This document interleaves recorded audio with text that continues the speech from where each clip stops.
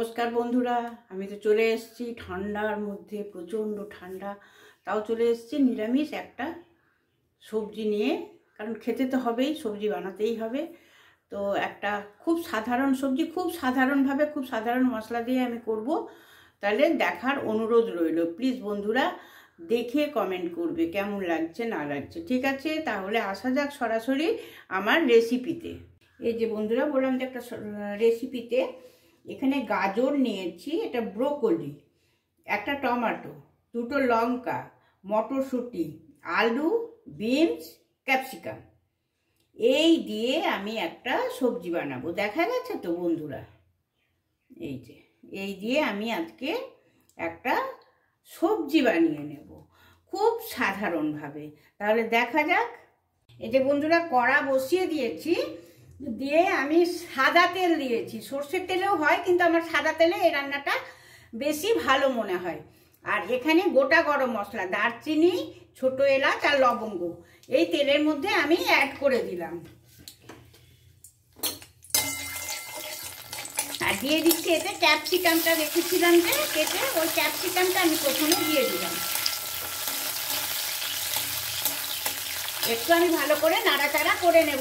Capsicum সামান্য নাড়াচাড়া করে নিলাম, দিয়ে আমি এবারে দিয়ে দিচ্ছি সেই কাঁচা লঙ্কাটা আমি ভালো করে চিড় দিয়ে নিচ্ছি, কেটে নিচ্ছি। কেটে নিয়ে এই কাঁচা লঙ্কা আমি একটা এখন দিয়ে দিলাম, দুটো নিয়েছিলাম, একটা দিয়ে দিলাম। কাঁচা লঙ্কা দিয়েই আমি দিয়ে দিচ্ছি সব সবজিগুলো যে ধুয়ে রেখেছি। এই সমস্ত সবজিগুলো আমি একসাথে এর মধ্যে অ্যাড করে দিচ্ছি।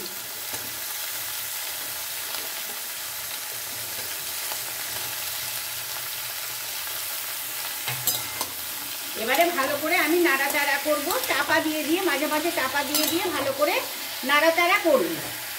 আমি প্রায় 5-7 বার আমি চাপা খুলে খুলে নাড়িয়ে দিয়েছি।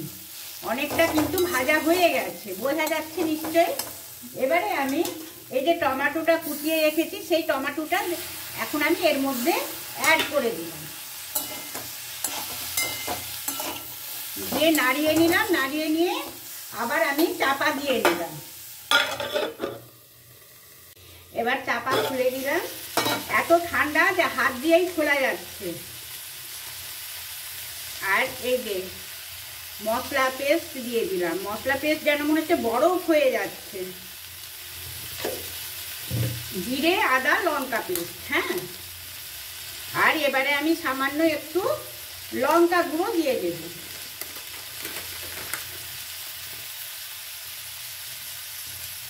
সামান্য একটু লঙ্কা গুঁড়ো দিলাম।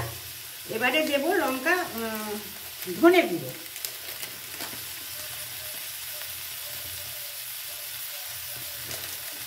দিয়ে ভালো করে নাড়িয়ে নেব।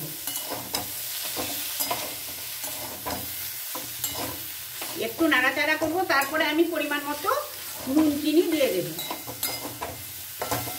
আমার কিন্তু রান্নাটা সম্পূর্ণ সিম করে হচ্ছে, হ্যাঁ। সিম করে রান্নাটা খুব ভালো হয়, একদম লো ফ্লেমে, তাহলে সুন্দর সেদ্ধ হয়, কষানো হয়। আমি এবার চাপা দিয়ে দিলাম। বন্ধুরা ভালো করে কষিয়ে নিয়েছি মশলা দিয়ে। এবারে যে পরিমাণ মতো নুন আর এটা চিনি, নুন চিনি দিয়ে দিয়েছি, দিয়ে ভালো করে এখন আবার কষিয়ে নেব।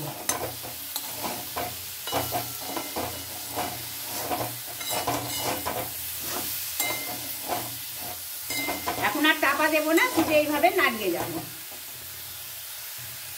কষানো হয়ে গেছে। এবারে আমি একবারে ফোটানো জল এর মধ্যে অ্যাড করে দিচ্ছি।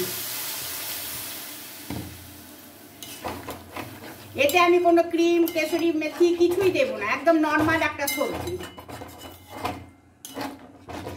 নর্মাল ভাবে।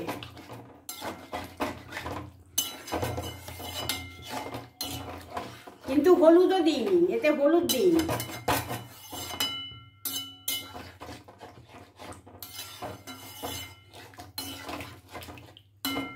এবার শুধু ফুটলেই ব্যাস হয়ে যাবে। সবজিটা হয়ে গেছে। এবারে আমি আলপনার রান্নাঘরের ঘি, শীতের দিন, এটা একদম সাংঘাতিকভাবে জমে গেছে না, দিয়ে ভালোভাবে নাড়িয়ে নিলাম। এবারে আমি কেবল সার্ভ করে নেব।